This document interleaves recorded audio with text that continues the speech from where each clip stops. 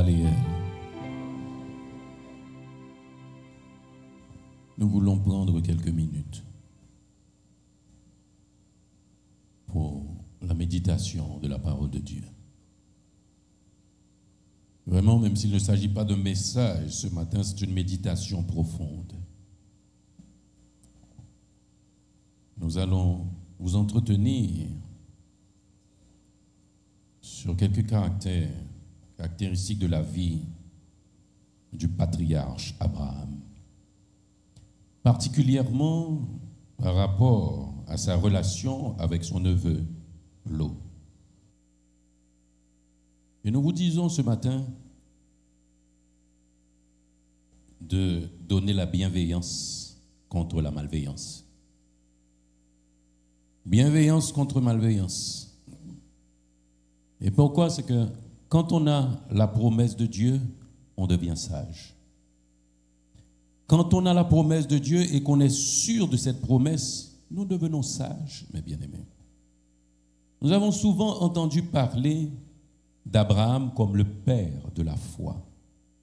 Effectivement, il est le père de la foi. Dieu avait promis à Abraham une postérité. Et il a reçu cette promesse, et cette promesse s'est accomplie. Mais il y a eu des difficultés. Abraham était le père d'Isaac, et Dieu lui avait demandé de livrer son fils. Et la foi du père en Dieu a fait de lui le père de la foi. Il a dit à Abraham, va-t'en de ton pays et va dans le pays que je te montrerai. Au déplacement, il n'y avait aucun détail. Il n'avait pas dit à Abraham, tu vas à tel ou tel endroit. C'est par la foi qu'Abraham s'est déplacé, effectivement. Mais l'homme de Dieu s'est montré aussi, à côté de cette foi, très avancé dans le service de Dieu, alors que la révélation des Saintes Écritures n'avait pas encore été rédigée. Même les 10 commandements, même pour les 10 commandements, il a fallu attendre Moïse pour que les enfants d'Israël reçoivent de la part de Dieu les tables de la loi. Pourtant, Abraham avait respecté les principes de ces commandements avant la lettre. Et c'est la raison pour laquelle une bonne partie du livre de la Genèse est réservée à la vie d'Abraham, qui a vécu 173 ans. Quand Abraham est parti, il est parti avec son neveu, Lot. Mais au bout d'un moment donné, ils étaient descendus en Égypte, et au retour d'Égypte, ils sont retournés avec beaucoup de richesses. Et avec ces richesses, Abraham et son neveu ne pouvaient plus cohabiter. Eh bien aimé, il y a tellement de leçons dans ce passage, mais nous voulons simplement nous attarder sur le caractère d'Abraham. Genèse chapitre 13, je lis les versets 8 à 13. Genèse 13, 8 à 13. Abraham dit à Lot qu'il n'y ait point... Vous avez Genèse 13? Abraham dit à Lot qu'il n'y ait point, je te prie, de dispute entre moi et toi, ni entre mes bergers et tes bergers, car nous sommes frères. Tout le pays n'est-il pas devant toi? Sépare-toi donc de moi. Si tu vas à gauche, j'irai à droite. Si tu vas à droite, j'irai à gauche. Lot leva les yeux et vit toute la plaine du Jourdain qui était entièrement arrosée. Avant que l'Éternel eût détruit Sodome et Gomorrhe, c'était jusqu'à Tsoar comme un jardin de l'Éternel, comme le pays d'Égypte. Lot choisit pour lui toute la plaine du Jourdain et s'avança vers l'Orient. C'est ainsi qu'ils se séparèrent l'un de l'autre. Abraham habita dans le pays de Canaan et Lot habita dans les villes de la plaine et dressa ses tentes jusqu'à Sodome. Les gens de Sodome étaient méchants et de grands pécheurs contre l'Éternel. Nous nous arrêtons là, mes bien-aimés. La promesse a été faite à qui? À Abraham. Cela veut dire que Abraham avait la priorité de choisir, de dire à Lot tout bonnement, eh bien, tire-toi de là puisque tu ne peux pas vivre à côté de moi. Abraham a choisi de laisser le choix à Lot, mes bien-aimés. Combien d'entre nous aujourd'hui auraient agi de la sorte? Combien d'entre nous auraient agi de la sorte? C'est comme une comparaison dans notre vie quotidienne. Vous louez peut-être une maison, vous habitez, vous recevez un membre de votre famille qui vous donne du fil à retordre et vous lui dites, bon, voilà, je te laisse la maison, je vais quelque part d'autre. C'est ça, oui, l'image, mes bien-aimés. Abraham, ayant la priorité, n'a pas jugé bon de profiter de cette priorité et il a choisi. Et nous voyons le choix intéressé et injuste de Lot. Choix intéressé et injuste de Lot, mes bien-aimés. Lorsque Abraham lui donne le choix, au moment de leur séparation, Lot regarde l'abondance territoriale. Lot regarde l'abondance territoriale. Mes bien-aimés, certaines fois, quand vous savez que quelqu'un est loin de l'Éternel, c'est quoi les bouts les oubliés? C'est ça que fait me dire nous tellement de messages dans le passage ça, mais nous on dit j'en fermé dans Sanabdou là. Quand vous savez que quelqu'un est appelé de l'Éternel, faites tout ce capable pour être côté le. Parce que toutes les bénédictions que cette personne va recevoir, vous allez en profiter aussi. Parce que Dieu l'a appelé. Eh bien, Lot a fait un autre calcul en regardant l'abondance territoriale. Alors, Lot leva les yeux et il vit toute la plaine du Jourdain arrosée partout, vert comme l'Égypte. Mais bien aimé, je ne suis pas géographe, pas encore moins géographe de la Bible, mais si la chose pouvait se séparer comme ça pouvait se séparer comme ça aussi, vous ne croyez pas? Ah, si de ce côté c'est bien, de l'autre côté ce n'est pas favorable, si on trace d'une autre façon, chaque monde a bon côté pas fin bon, on côté bon. Lot a choisi tout ce qui était bien et a laissé le reste à Abraham. Cela nous porte beaucoup à réfléchir, mes bien-aimés. Lorsque nous voulons du bien pour les autres, ce n'est pas toujours que nous allons trouver l'appareil. Mais Dieu nous appelle à la bonté. Dieu nous appelle à la bienveillance, mes bien-aimés. Il dit, à cause de cela, il choisit la région de Sodome. Malgré que ce passage nous a dit que les gens de Sodome étaient méchants et de grands pécheurs contre l'Éternel. Remarquez, alors, quand nous commettons les péchés, tous les péchés sont contre l'Éternel, oui. Mais il n'a pas dit devant l'Éternel, non. Ces choses que l'Éternel avait en abomination, c'est ce que pratiquaient les gens de Sodome et de Gomorrhe. Et vous savez pourquoi Sodome et Gomorrhe ont été détruits par Dieu. Particulièrement les vices contre nature. Lot était au courant de la pratique de ces gens. Il a choisi quand même cet endroit. Alors, quand nous considérons la chose, nous voyons que dans ce genre de situation, il y a plusieurs possibilités, mais nous retenons 3 possibilités.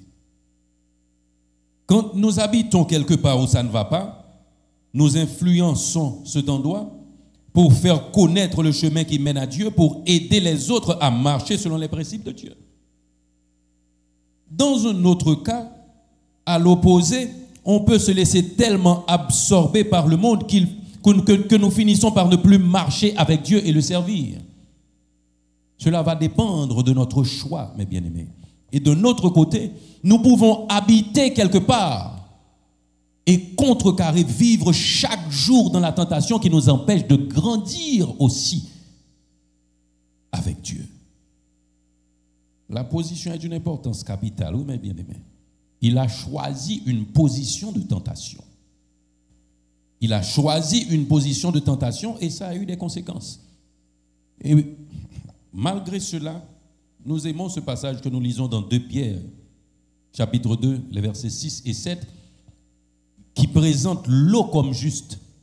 Parce que même quand il habitait à Sodome et Gomorrhe, même quand il était intéressé par certaines choses, parce que les historiens nous démontrent, alors, dans Genèse 19, le verset 1er, je lis ceci,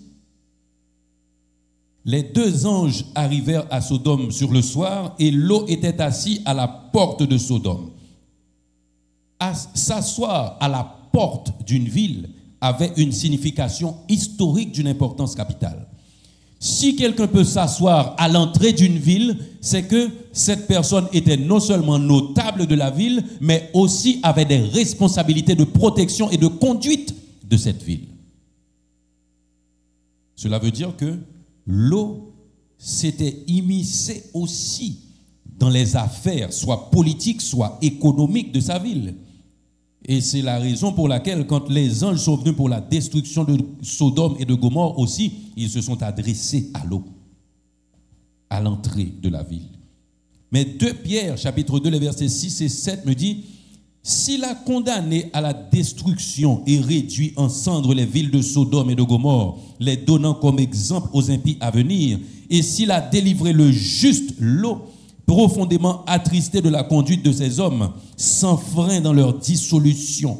Alors nous nous arrêtons là. Cela veut dire que même quand Lot était au milieu du désordre, il avait un cœur quand même pour Dieu, mais il s'était trouvé au milieu de la tentation et ses tendances aussi étaient penchées sur le matériel.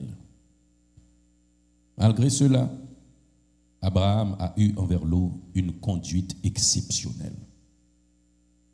Il a eu envers Lot une conduite exceptionnelle. Et dans Genèse chapitre 14, il est mentionné, nous lisons seulement le verset 12, il est mentionné la première guerre dans les Saintes Écritures. Cela ne veut pas dire que ce fut la première guerre qui a eu lieu, mais la première guerre qui a été mentionnée dans la Bible se trouve dans Genèse 14, quand une coalition de rois, des chefs de clan à l'époque, les partis en présence étaient une confédération de la mer Morte et une confédération de Kédorlaomer, le roi d'Élam et 3 autres alliés qui ont attaqué Sodome et Gomorrhe, et Lot a été fait prisonnier. Ces rois sont partis avec les richesses de Lot. Ceux qui l'avaient attiré vers Sodome et Gomorrhe est parti en esclavage avec lui. Il a été lui aussi fait prisonnier. Mais dans Genèse 14, je lis dans le verset 12, si vous l'avez, lisez avec moi, Genèse 14, 12, ils enlevèrent aussi avec ses biens Lot, fils du frère d'Abraham, qui demeurait à Sodome, et ils s'en allèrent. Ils ont levé Lot, ils ont fait route. Ils ont levé Lot, ils ont fait route. Mais bien aimé, devant une telle circonstance, vous avez quelqu'un à qui vous avez donné la possibilité de faire un choix. Cette personne a choisi contre vous. Voici venu le moment aujourd'hui où même quand vous n'avez pas l'idée de vengeance, vous voyez, entre guillemets, la justice de Dieu s'accomplir. Lot a été fait captif, ses richesses ont été emportées. C'était quoi la position d'Abraham? C'était quoi la position d'Abraham? Genèse 14, nous lisons le verset 14. Dès qu'Abraham eut appris que son frère avait été fait prisonnier, il arma 318 de ses plus braves serviteurs, nés de sa maison, et il poursuivit les rois jusqu'à Dan. Mais bien aimé, analysez-vous ce matin. Quelqu'un qui avait en tête de vous appauvrir. Quelqu'un qui avait en tête de vous appauvrir, et puis cette personne se trouve en difficulté, vous allez vous mettre en danger pour l'aider. Vous avez entendu la coalition? 2 confédérations de rois. Confédération de la mer Morte, confédération de Kédorlaomer, 3 autres rois alliés et le roi d'Élam. Abraham choisit combien?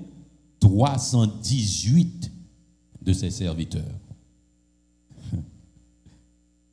Mais bien aimé, l'attitude du serviteur de Dieu, c'est le désintéressement. L'attitude du serviteur de Dieu, c'est le désintéressement. Et nous allons lire toujours dans Genèse 14, les versets 17 à 24, pour que nous puissions rentrer dans l'attitude du serviteur de Dieu, Abraham. Genèse 14, versets 17 à 24. Après qu'Abraham fut revenu vainqueur, il bat la guerre, vous me ça, avec 318 monde devant deux coalitions avec trois alliés. Après qu'Abraham fut revenu vainqueur de Kédorlaomer et des rois qui étaient avec lui, le roi de Sodome sortit à sa rencontre dans la vallée de Chavé, qui est la vallée du roi. Melchisédek, roi de Salem, fit apporter du pain et du vin. Il était sacrificateur du Dieu très haut. Il bénit Abraham et dit, « Béni soit Abraham par le Dieu très haut, maître du ciel et de la terre.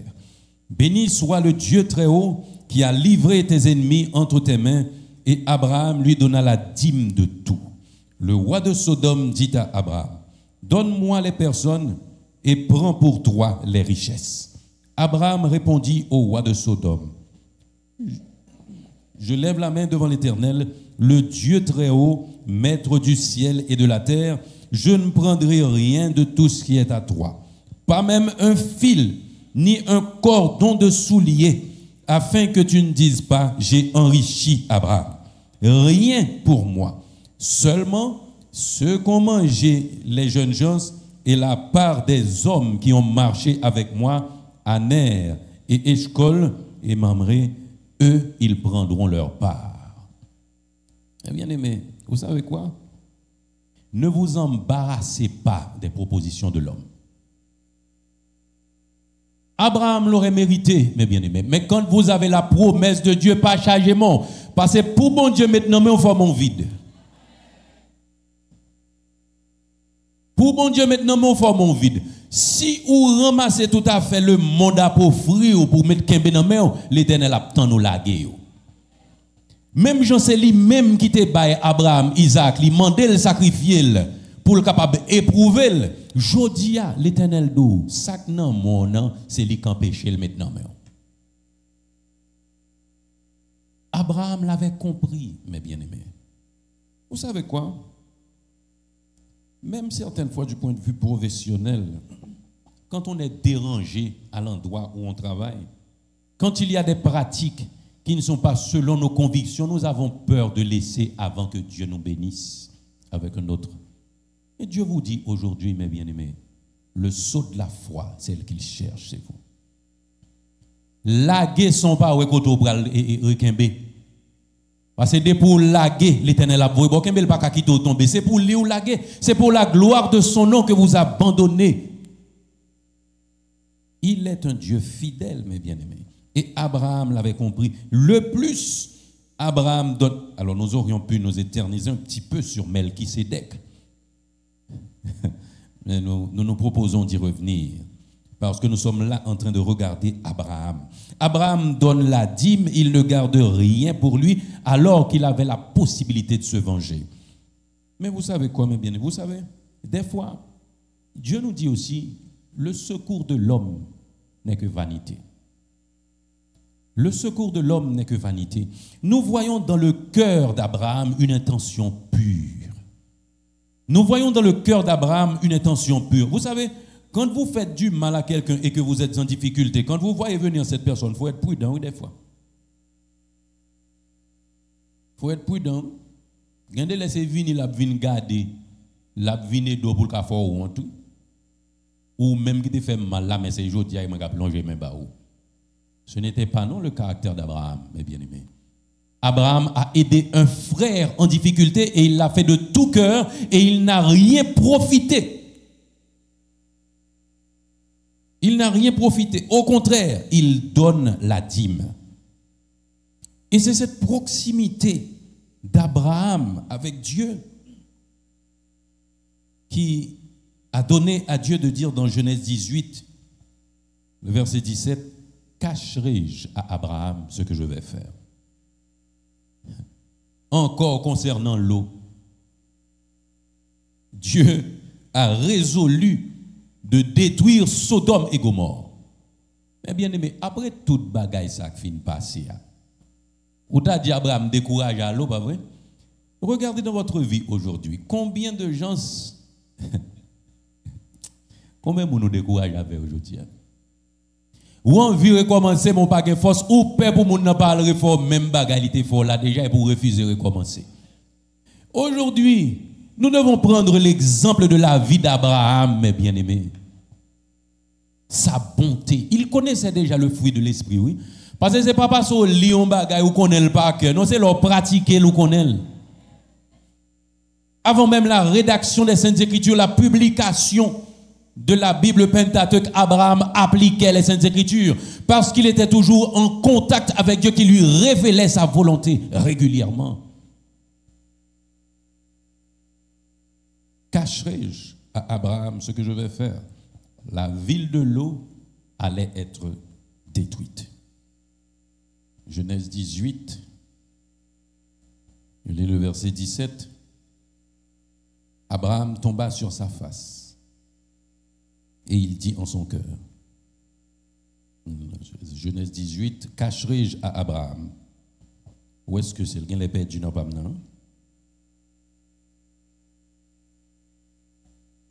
cacherai-je à Abraham? Côté lié là, où elle est? C'est 16. Moi, c'est dans Genèse 17, oui? Ok, très bien. Alors l'Éternel dit, cacherai-je à Abraham ce que je vais faire? Mes amis, ce n'est pas contre Abraham il va le détruire, non? C'est contre l'eau il va le détruire, oui. Mais il va dire l'eau ça, non? Ça, Abraham l'a dit ça. Malgré l'eau, jusque dans le Nouveau Testament, avait été décrit par Pierre comme juste, ou qu'on est même sous juste devant bon Dieu, qu'il y a de niveau de relation avec Dieu ou pas gagné, l'on pas développé caractère la demandé.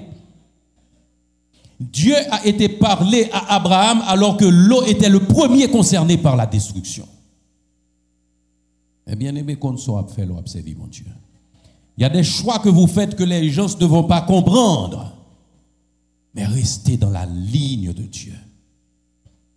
Restez dans la ligne de Dieu. Dieu a dit, cacherai-je à Abraham ce que je vais faire? Et quand il a révélé à Abraham son intention, même pas son intention, sa résolution de détruire Sodome et Gomorrhe, une fois de plus, concernant l'eau, Abraham entre dans un procès avec Dieu. Genèse 18, 25 à 32. Genèse 18, 25 à 32. Je lis. Faire mourir le juste avec le méchant, en sorte qu'il en soit. Mais bien aimé, on commence dans verset 23. Abraham s'approcha et dit, feras-tu aussi périr le juste avec le méchant? Peut-être y a-t-il 50 justes au milieu de la ville. Les feras-tu périr aussi? Et ne pardonneras-tu pas la ville à cause des 50 justes qui sont au milieu d'elle? Faire mourir le juste avec le méchant, en sorte qu'il en soit du juste comme du méchant. Loin de toi cette manière d'agir. Loin de toi. Celui qui juge toute la terre, n'exercera-t-il pas la justice? Mais bien aimé, on nous font y camper là. Ou qu'on est pour parler, bon Dieu, qu'on s'en qu'on est. Ou qu'on est pour parler, bon Dieu, qu'on s'en qu'on est. Et pour qu'on ait, il faut vivre avec elle. Pour qu'on ait, il faut avoir une expérience avec elle. Et c'est ça que fait Abraham. Abraham connaît Jean, bon Dieu, pas qu'on age. Pas aujourd'hui, elle a commencé. Aujourd'hui, dans votre vie, mes bien-aimés, longue expérience vous traversez déjà avec l'Éternel. Vous pouvez parler avec lui. Quand une situation se présente devant vous, vous dites, oh, l'Éternel, et pas où tu fait tel bagage pour moi déjà. Et pas où tu retiré dans tel danger déjà. Et pas où tu écrasé tel ennemi pour moi déjà. Et pas où tu venir faire ça aujourd'hui. Vous imaginez le dialogue entre deux amis, mes bien-aimés. Hein? Ou même l'homme. L'homme, il fait un bouche au chapeau pour parler au monde. Les gens ont bon conseil qui sont dit, moi, je regrette de pas là, monsieur. Hein? Bon Dieu, pas regrette de pas là, Abraham, non? Parce que c'est 100 000 liés. Je dis à mes bien-aimés, ouais, ça va le faire si l'Éternel veut un monde parler à votre temps. Parce que monde parle à l'Éternel, c'est réussi, il pas réussi convaincre lui, mais il retient le procès avec elle. Il retient le procès avec elle. Il a dit, venez et plaidons. Eh bien, Abraham, dès qu'on dossier ça, oui, il vient pour le plaider. Il vient présenter le dossier parce qu'il remet vieux frère. Il pas veut vieux frère détruire. Malgré tout ça, le fait, lui, il pas veut le détruire avec villa. Mais d'où son réflexion, c'est pas un message. Mais bien aimé, ça faut comme ça. Hein? Mais nous avons besoin de comprendre qui gens monde qui est en vent nous te vivre qui fait jodi encore n'a par exemple sous yo pour nous apprendre vivre. N'a par exemple sous yo juge jodi pour nous apprendre vivre. Côté nous arrivé, n'exercera-t-il pas la justice? Verset 26. L'Éternel dit: si je trouve dans Sodome 50 justes au milieu de la ville, je pardonnerai toute la ville à cause de bon. Dossier commencé. Mais où qu'on Abraham qu'on ça l'a fait? Abraham qu'on ça l'a fait, l'Éternel dit 50, Abraham connaît pas 50. Parce que pour être tal ouais Sodome là pas 50 moun qui bon là-dedans.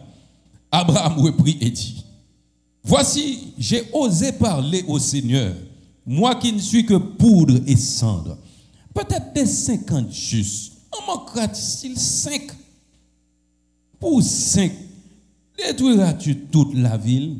Et l'Éternel dit: je ne la détruirai pas si je trouve 45 justes. Bagala descend. Abraham continua de lui parler. Longtemps, même on te regarde au consacré de masque, vous m'entendez? Et par contre, ça nous dit bagaille, et pas haïtien nous. Vous voulez dire, retire colon même. Non. L'Éternel était là à Abraham. Abraham continua de lui parler. Et dit: peut-être s'y trouvera-t-il 40 justes. Et l'Éternel dit: je ne ferai rien à cause de ces 40. Abraham dit: que le Seigneur ne s'irrite point. Bien aimé, c'est pas qui pour contrarier au monde. Chaque ton ouais dialogue là fini ou résolu pour le fond bagay puis mon bon l'autre bagay kembe dans mort. Et c'est ça qu'il faut ouais, moi mais la Bible puis li apprendre monde vivre. Abraham dit: bon Dieu, que le Seigneur ne s'irrite point et je parlerai. Parce qu'il connaît ça le bral dire à son problème. Peut-être s'y trouvera-t-il 30 justes la descente de jour et l'Éternel lui dit: je ne ferai rien si j'y trouve 30 justes. Abraham dit: voici, j'ai osé parler au Seigneur. Peut-être s'y trouvera-t-il 20 justes et l'Éternel dit: je ne la détruirai point à cause de cette 20. Abraham téméraire. Que le Seigneur ne s'irrite point et je ne parlerai plus que cette fois. Peut-être s'y trouvera-t-il 10 justes et l'Éternel dit: je ne la détruirai point à cause des 10 justes. Et l'Éternel s'en alla lorsqu'il eut achevé de parler à Abraham et Abraham retourna dans sa demeure. Comment le dossier a fini? Ville pas détruite? Pas de gain 10. Pas de gain 10. Parce que la parole de Dieu, ce qu'il dit, c'est ce qu'il fait. S'il te joue 10, il va pas détruire. Mais on compte ça à Abraham. Abraham, bien qu'on n'ait pas gain 10 là, oui. Mais la PC, regardez qui quantité de famille loyer. Qui quantité de famille loyer. Le problème, c'est qu'à l'intérieur même de la famille de l'eau, il y avait des difficultés, il y avait des mauvaises tendances aussi. Et puis la chose est finie avec la destruction de Sodome et de Gomorrhe. Mais bien aimé, je vous dis ce matin, les circonstances vont laisser ressortir le vrai caractère de quelqu'un. Et c'est la raison pour laquelle il est bien en tant qu'enfant de Dieu de pratiquer l'endurance. Si en termes de culture physique, le mot c'est endurance, du point de vue spirituel, c'est la persévérance. Vous connaissez la voie de Dieu, mes bien-aimés, persévérez dans la voie de Dieu. Et c'est ainsi que vous allez vous affermir en Dieu et vous approcher de lui. Il y aura des circonstances où vous aurez la possibilité de réagir. La possibilité, ce ne serait même pas considéré comme vengeance parce que vous n'avez pas agi. Mais pour ce que l'on considère comme adversaire et ennemi, vous pouvez aussi arrêter la main de Dieu. C'est l'amour que Dieu nous demande, mes bien-aimés. Et c'est la raison pour laquelle, en tant que Dieu, il nous a dit, là où le péché a abondé, la grâce a surabondé. Là où le péché a abondé, la grâce a surabondé. Et à la méchanceté, à la malveillance, ce matin, mes bien-aimés, nous vous prions de répondre par la bienveillance. Répondre par la bonté. Répondre par la sagesse.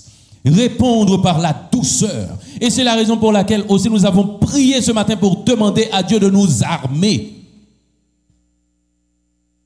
Parce que réagir avec force demande de l'énergie émotionnelle, mais réagir avec l'amour, la patience et la douceur nous demande de l'énergie spirituelle. Et si nous vivons selon l'esprit, nous avons besoin de développer ces caractères que nous avons trouvés chez le serviteur de Dieu, le patriarche Abraham. Aujourd'hui encore, on parle de lui. On parle de lui et nous puisons dans cette source qu'il est. Le quart du livre de la Genèse a été réservé à Abraham. Et dans Hébreux 11, 12 versets sont réservés à Abraham.